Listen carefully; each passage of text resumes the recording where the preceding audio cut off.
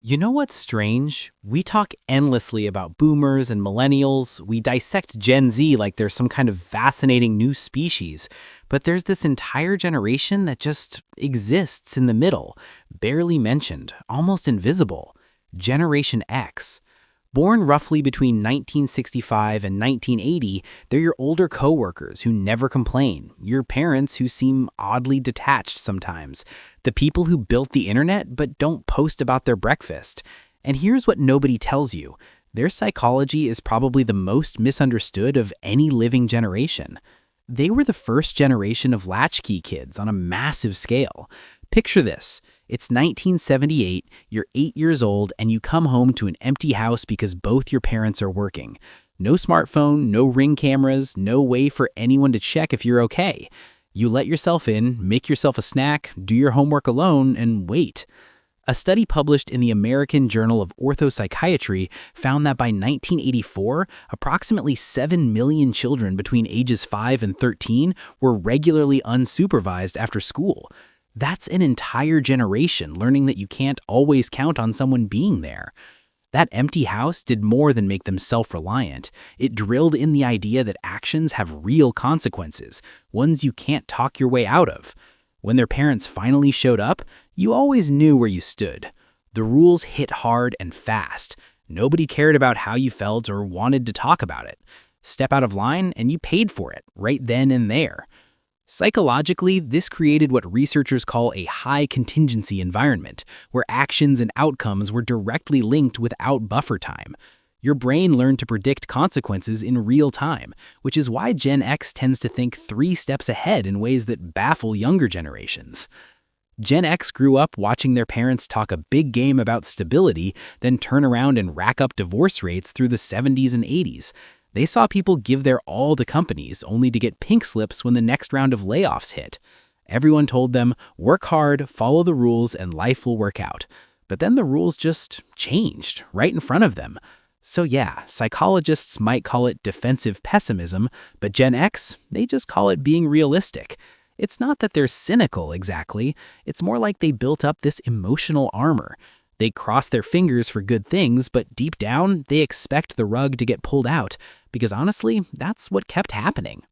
And that's a big reason you barely hear them on social media. They grew up in a time when privacy was just normal.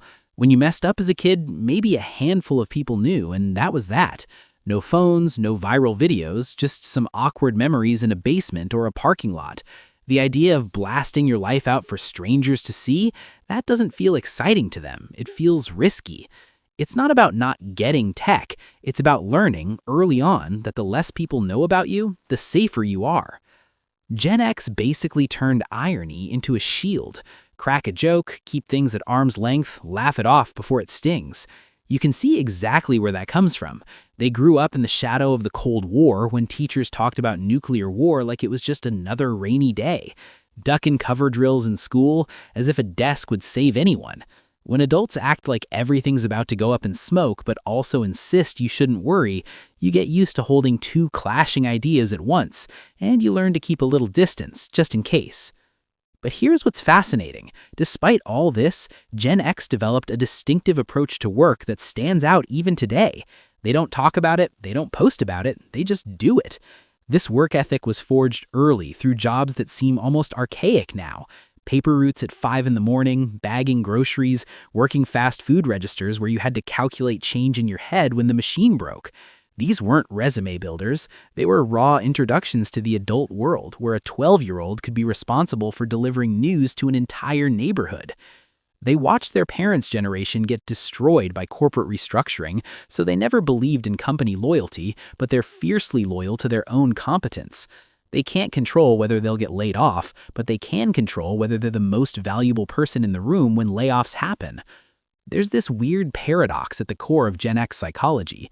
They're simultaneously the most independent generation and the most quietly collaborative. They'll never ask for help, figure it out themselves, been doing that since they were 8. But if you need help, they'll show up without drama, without a social media post about it. This comes from forming tight bonds with friends out of necessity when parents were absent. And let's talk about their relationship with authority, because it's complicated. They respect competence, not titles. If you've earned your position through actual skill, they'll follow you anywhere. If you're just someone with a fancy job title who doesn't know what they're doing, they have zero patience. Gen X questions authority because they watched incompetent authority figures make terrible decisions their entire childhood, from Watergate to Iran-Contra to the fumbled AIDS crisis. They faced serious economic headwinds that their parents' generation hadn't experienced. The youngest Gen Xers graduated college right into the dot-com bubble burst. The oldest ones were hitting their stride when the 2008 financial crisis hit.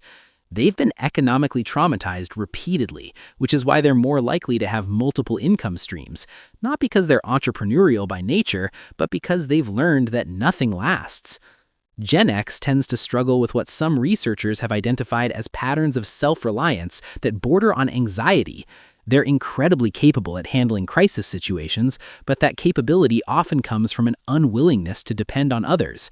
Research in the Journal of Adult Development shows that Gen Xers report lower levels of seeking social support during stressful periods, not because they don't have people they could ask, but because asking feels like admitting defeat. This self-reliance extended to how they processed information. Before the internet, knowledge had a different kind of weight.